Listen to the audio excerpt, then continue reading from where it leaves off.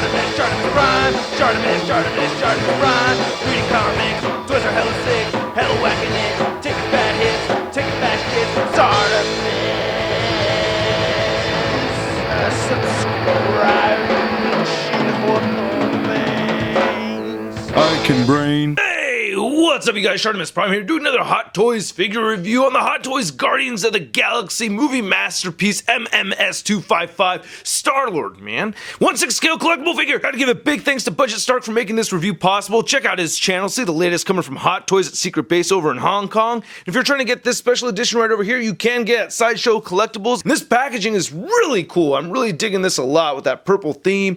You can see he's got it set to kill and stun at the same time right there. Got the foil special edition sticker. You turn it on the side, it says MMS255 Star-Lord 1/6 scale collectible figure. We get a bunch of warnings to get this big G right over there. Oh yeah, he's a G. And then right over here we get all these stars and everything like that. On the very top of the packaging it says Guardians of the Galaxy, a little tricky to see. On the bottom it says Guardians of the Galaxy again. It does have the slip cover. You can just lift it up like that and there's Star-Lord, man. It's a pretty cool packaging with this. I like these little beams coming all around the side. On the right side of the packaging you get the height chart right over there. I think that's pretty neat. This looks really cool how they have the credits written out. Well, go ahead and read it. Pause it now. And now. Alright, let's get to it and crack this thing open. So here's Star-Lord out of the packaging, and this is a fantastic piece. I am very stoked about this figure. It is awesome. I really like this a lot. He comes with two different head sculpts. You get the Chris Pratt head sculpt, and he has that on when you get him out of the packaging. So I just wanted to put this one on right here. Damn, it just looks so sick. He comes with a lot of accessories. The trench coat itself is just amazing, man. Look at all that paint detail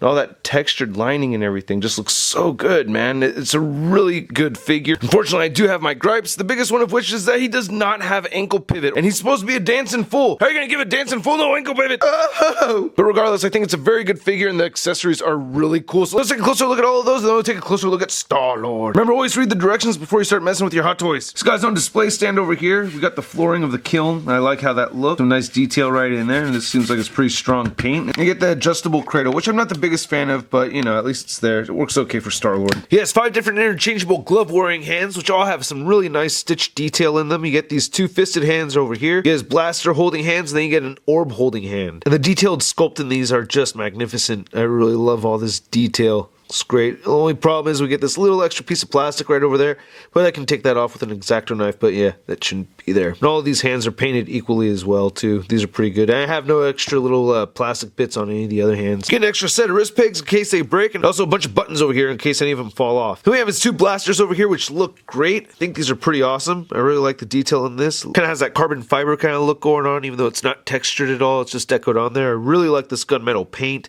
I like this fading right here with the purple. That looks awesome. I guess this top one is set to kill, this one's to stun. So those little scratches came out great, and each of them have this little positioning on it so you know which hand goes where. So this is for the left hand, and then this one goes to the right hand. You can see how these blasters are kind of contoured to the shape of his glove. We've got these holsters over here that hang onto the blasters very well. You can see that little clip right there. It's going to go around the thin section in the center of the blaster, and just clips on there, and it stays very well. Unlike the Winter Soldier, this does not fall off. Star-Lord also comes with his own Sony Walkman, which is really cool. I love how you can see Awesome Mix Volume 1 written on the inside of the cassette right there. That looks really cool. You can see all the buttons sculpted. Got some nice silver paint right there. See the headphones plugged into it. And don't try to adjust these. I don't know why, but it's just immediately I want to move these in and out, you know, but they're not real. You're not supposed to do that.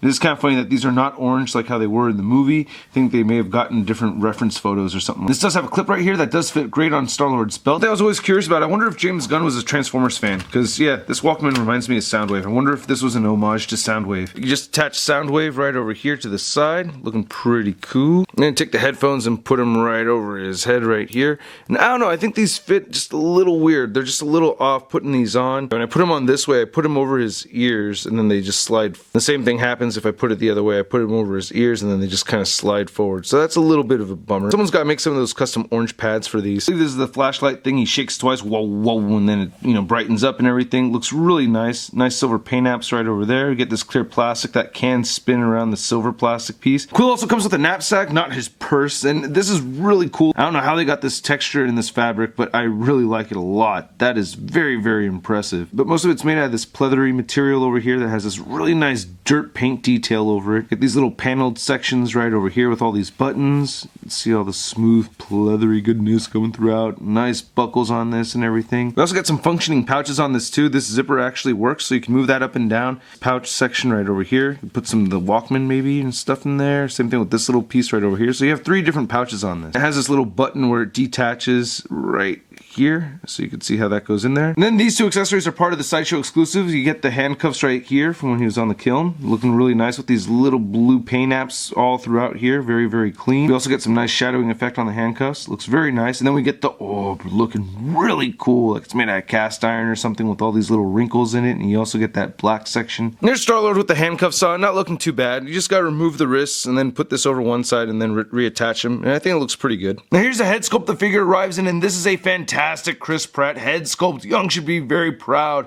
This isn't one of those cases where you gotta look at it like a 3/4 angle. Oh, there it looks like Chris Pratt, or oh, there it looks like Chris Pratt. You know what I mean? It just looks like Chris Pratt no matter what angle you look at it. This is just very well done. They just did a fantastic job with this. We've got all that stubble right there sculpted nicely. The hair is sculpted very well.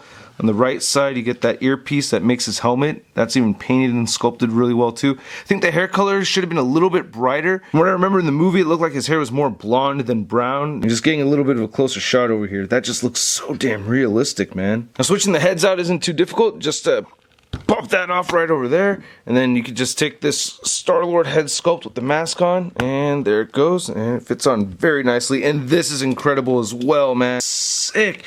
See all the scuffage right there? I love the gunmetal color. The eyes even have the little detailed gridded section right there underneath the red.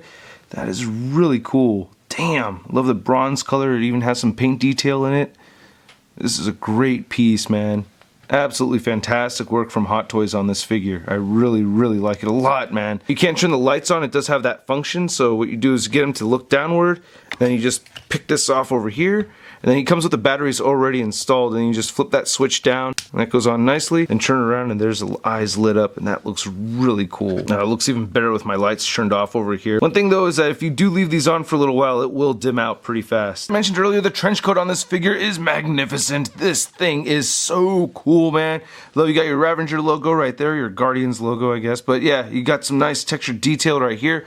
Great paint detail throughout this as well. They added a little paint right over here to make it just a little bit dirty. I like how this is raised over there. Same thing with this little section. This is really, really cool, man. Digging this a lot. Now, one thing is that the little threads kind of tend to pop out just a little bit on this guy as you pose it around. The buckles are painted very well, but yeah, that's a little irritated with the threads coming apart over there. That's just one thing I don't really like. You can see a little bit of that happening over there. This is really cool. I like how this looks. Nice paint detail. Nice sculpt on the arm guard as well. It says specifically in the directions to not remove these. You can see some really nice stitching and everything on the right side. Again, some little bit of that dirt right there. And I gotta say, the buck for this figure is really good too. This is actually the buck I think they should have used for the Stealth Strike Captain America, because this guy's like pretty buffed, man. And it's not all padded weird or anything like that. I think I saw Xenomorph take the shirt off or take the jacket off of this guy, and it looks like it's a brand new buck. I'm not gonna do that because I really hate doing that. Dressing figures with clothes and removing them and all that crap just really annoys the hell out of me. I don't like doing it. But anyway, this is pretty tight right here. Looking at the back, get all this nice stitching right over here. This is cool. And looking at the back of the trench coat is awesome, man. Look at that. Just love how this is all tattered and grimy and dirty at the very bottom. They did a fantastic job with this. I'm very, very impressed, man. It's even stitched up right over there. That's really cool. And it's also really neat that the trench coat has this bendy wire in it too, so you could bend this around as you wish. And it's like that on the other side too. So you could bend this section around. Now the trench coat does zip up, which is kind of a neat function. And then he does have these magnets right over here on the inside of his coat. You kind of see the discs right there. I got the trench coat zipped up over there, and then trying to close this down here in the middle with those magnets. See how that holds? That's actually not so bad. Really nice detail on his belt over here, looking really cool. The pants look really nice as well. Nice stitching and everything and all those details. The boots look great on this guy too. Nice detailed scuffage going on. I mean, just these little guys alone, there's a lot of work put into this. I really dig this, man. Wow. I just wish that they were removable. Same thing looking at the back of the boot over here. A lot of nice paint detail on this. And they even continue the paint detail at the bottom of the feet. Now I have my gripes with the articulation on this guy, but for the most part, it's pretty good. You can get his head, and both of these heads can look up a reasonable amount, and he can't look down very far, rotate side to side, and you do get some neck pivot over here too.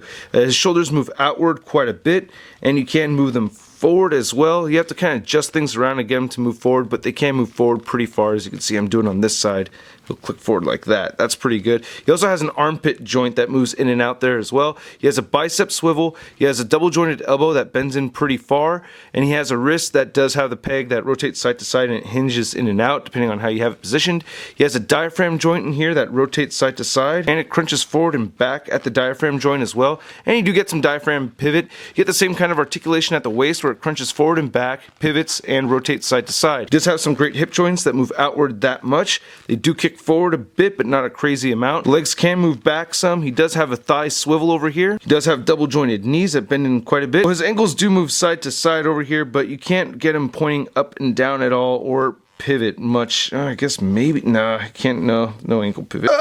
This is a 1/6 scale collectible figure. Star-Lord stands at about 12.5 inches tall. Here's Star-Lord compared to the Hot Toys Tony Stark from the Workshop set and the Captain America Winter Soldier Stealth Strike Captain America over here. You can see that these guys stand around the same height, and I cannot wait for the moment in the Marvel Cinematic Universe when Star-Lord and Tony Stark meet. That's going to be awesome. And speaking of which, here's Star-Lord next to my Guardians of the Galaxy Iron Man suit, or the Star Boost Armor Iron Man. Big thanks to Budget Stark for already replacing the right hand on this guy for me. And here's Hot Toys Star-Lord compared to my Marvel Legends Star-Lord, and of course here he is next to the Marvel Legends Big Time Letdown Spider-Man. So overall, I think this is a great figure. I am bummed out by the lack of ankle articulation, but other than that, I think it's a great piece. I really like it a lot, and I do highly recommend it. And if you get the Sideshow version or the regular version, either way, I think it's an awesome piece. And I hope you guys liked my video. If you did, please hit the like button, hit the subscribe button if you haven't already. Check out my review on the Hot Toys Star Boost Armor Iron Man, and check out my last review right below, along with the Shartimus Wank channel. And don't forget to check out MarvelousNews.com for a photo gallery of images from this review. I'm taking a lot of fun pictures of this guy. I'll catch you guys later. Peace.